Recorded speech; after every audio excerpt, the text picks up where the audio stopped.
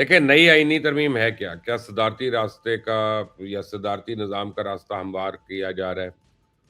تو نواز شریف مجوزہ آئینی ترمیم کے خلاف مزاحمت کریں گے یا خاموشی کو ترجیح دیں گے؟ جاتی عمرہ میں کیا چل رہا ہے اور بلاول بھٹو کیوں ناراض ہے؟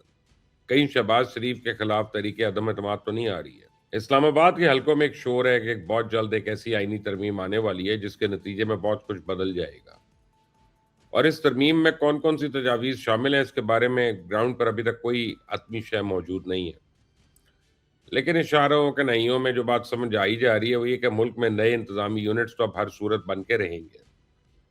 پارلیمانی نظام کی جگہ صدارتی نظام کے لیے راستہ ہموار کرنے کی بھی پیشن گوئی ہو رہی ہے۔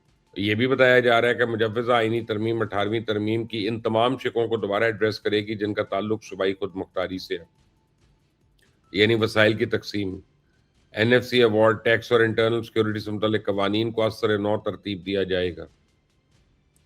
مسلم لیگ نون کے باخبر حلقے یہ دعوے بھی کر رہے ہیں کہ نئے آئینی ترمیم کے نتیجے میں آبی وسائل کی تقسیم کا جھگڑا ہمیشہ کے لیے ختم ہو جائے گا اور نئی نہریں نکالنے میں کوئی قانونی رکاوٹ نہیں باقی رہے گی۔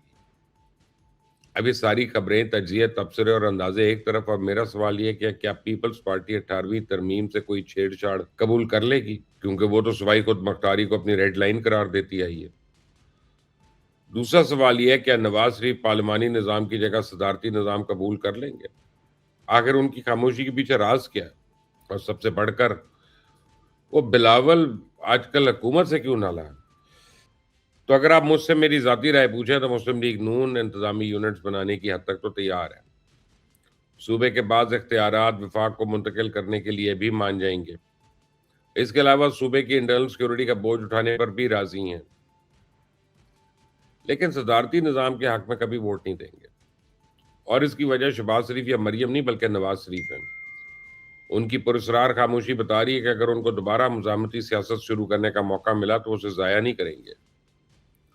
یہ مجوزہ آئینی ترمیم جو ہے نواز شریف کی مزاحمت کو ایک سنہرا باب دے سکتی ہے۔ آپ دیکھیں نا کہ مسلم لیگ نون کے پاس اس وقت کوئی سیاسی بیانیہ نہیں ہے۔ آپ پنجاب کے کسی بھی شہر کا سروے کر لیں، آپ کو مسلم لیگ نون کی مقبولیت کا اندازہ ہو جائے گا۔ تاجر پریشان ہیں، مزدور لاچار ہیں، تنخواہ دار کی زندگی جیرن ہے، لوگ اب ریلیف چاہتے ہیں بجلی اور گیس کے بلوں میں، پیٹرول کی قیمتوں میں، آٹے دال اور گھی کی مد میں، لیکن حکومت کی مجبوری ہے کہ خزانہ خالی ہے۔ بجلی اور گیس کے بل میں، پیٹرول کی قیمتوں میں عوام کو کوئی ریلیف نہیں اب مل سکتا اس وقت۔ ان حالات میں نواز شریف کے پاس اپنا ووٹ بینک بچانے کے لیے لے دے کر ایک ہی راستہ بچا، وہ ہے مزاحمت کا راستہ۔ تو میری اطلاع کے مطابق وہ فیصلہ کر چکے ہیں، لیکن مصیبت یہ ہے ان کی اپنی جماعت اور قابل اعتماد ساتھی ان کے راستے میں دیوار بن کے کھڑے ہیں۔ پارٹی کے زیادہ تر قائدین جو ہیں مزاحمت کے راستے پہ چلنے کو تیار نہیں ہیں، وہ نواز شریف کو اس ہائیبرڈ نظام کی افادیت سمجھانے کی کوشش کر رہے ہیں۔ مزاحمت کی صورت آئے گی، اس کی صورت میں جو مصیبتیں آئیں گی ان مصائب سے ڈرانے کی کوشش کر رہے ہیں۔